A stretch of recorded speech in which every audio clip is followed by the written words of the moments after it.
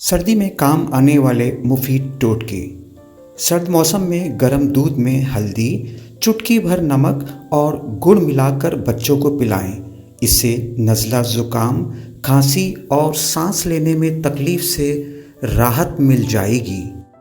सर्द मौसम में शहद, दालचीनी, अदरक, लहसुन, लाल मिर्च, लौंग, पालक, हल्दी और प्याज के इस्तेमाल को बढ़ा देना चाहिए, क्योंकि ये अशिया जिस्म को गर्म रखने में मददगार साबित होती हैं।